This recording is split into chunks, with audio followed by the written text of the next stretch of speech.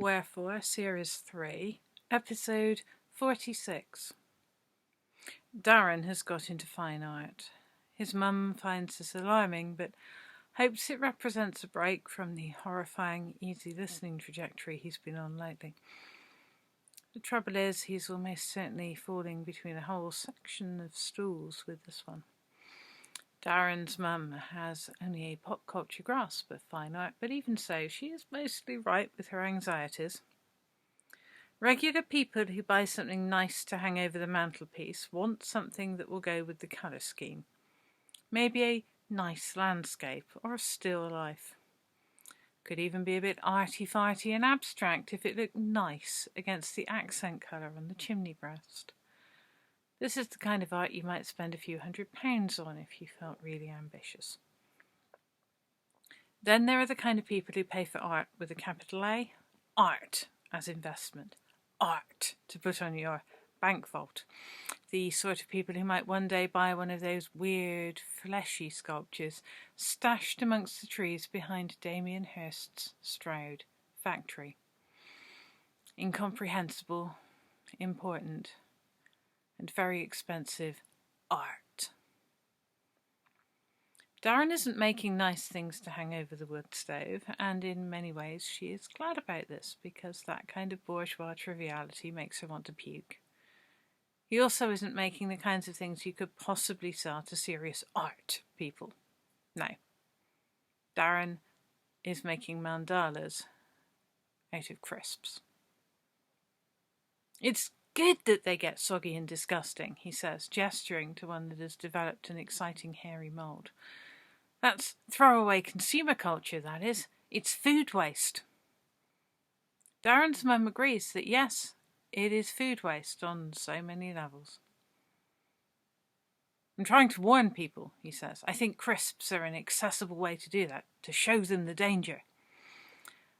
Darren's mum looks at the meticulously glued circles of Monster Munch and Twiglets and wonders what anyone else would make of it. She certainly feels that there are danger signs here, but for her this is personal and has everything to do with the revolution going on in her son's head. How are we to get the crisps out there? She asks earnestly. I've glued them to the table, he says. We just have to move the table. Darren's mum nods. Slowly. It took me hours, he says. So many different kinds of crisps, but I think it shows what's really happening. I think people will get it. We could go to a gig, Darren's mum says. All sorts of people are touring. Eagles of Death Metal are on in London, and Doomsday Death Fest is back on, and there's a new band playing in Bristol called Pigfucker. I reckon they're going to be good. She gazes at his face, looking for some spark of recognition, some sign of the old Darren.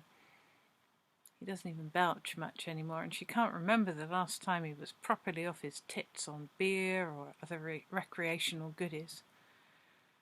Now he just seems to be perpetually off his tits in a surreal and unsettling way, and it's not a good kind of unsettling. Anyway, we're going to need a new table, Darren says, totally unmoved by talk of gigs. I've got a plan for a new piece, and we need to get this table out where the people can see it. This table is going to change the world. Then I'm going to need about 500 packets of pom bears. Regular followers of Wherefore will have noticed that pom bears make an unreasonably large number of appearances and loom larger in the life of Stroud than can easily be explained. Whether a person is wearing a pom bear box, gazing at the moon through the eye of a pom bear, or using them as magical ingredients in spells, the power of the pom bear is not to be taken lightly. There are those who believe that pom bears are imbued with all kinds of supernatural abilities, and those who believe that it is your belief in the power of the pom bear that really gets things done. Either way, it was established a few years ago that belief in the power of the pom bear gets more done than investing occult faith in the efficacious effects of Whatsits. further testing is clearly required. Does it matter what sort of table it is? She asks. I'd like a round one for the mandala, Darren says. Square mandalas don't feel properly organic, so it's too much of a mixed message. Second hand okay? Darren manages to look at her. We're not here to further capitalism and speed up the death of the planet, are we, Mum? She manages a small smile and wonders how this squares with buying 500 plastic bags full of reconstituted potato. Still, she wants Darren to be happy, and if 500 bags of pom bears are what it takes, then that's what he's going to have. However, as 500 packets of pom bears is really rather a lot of pom bears, Darren's mum ventures to ask what he is planning. She has no aspirations to talk him out of it, she just wants to be emotionally ready. This one will be a mandala of crisp torture, Darren says. She's pleased that he's thinking about torture in a creative context. This sounds more like her, Darren. Pom bear torture isn't so very far from a brassica massacre after all. Maybe this is a good sign. I'm going to put one pom bear in the middle, and then I'm going to break the arms and legs off all the other pom bears one by one and glue them to the table. You've given this a lot of thought, I can tell, says Darren's mum, because her parenting philosophy has always been based on affirmation when it hasn't been based on yelling swear words, which can also be affirming in all fairness. Darren throws his arms wide and shouts, "Confess to Father Pom Bear, or he will grind us all down into pieces and waltz it for all eternity." His mum thinks maybe Darren is going to be all right after all. This sounds a lot healthier than yodeling. Perhaps once he's tortured 500 packets worth of pom bears, he will feel more like himself, and then they can go to a few gigs and get life back on track. Lockdown has taken a toll on him, but maybe the end is in sight after all. It's not that Stroud is getting back to normal. It's more that the instabilities are settling down. The interdimensional spiders are very good at shoring up reality. Amagin is no longer unweaving bits of the place.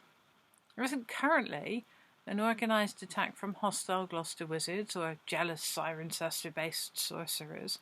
This is progress. Also, it's worth noting that for the second year running, there is no actual 5-valley walk around Stroud's disputed number of valleys. Last year this caused a lot of anxiety about the magical implications, but the evidence is mounting that this is a good thing. The arbitrary magical boundaries created by the walk actually distorted flows around the at least 6 valleys. Without it, things are settling down a bit.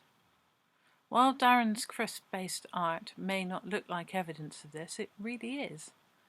In much the same way that you can read signs from the state of recently exposed entrails. So it's best to use someone else's entrails for that, though.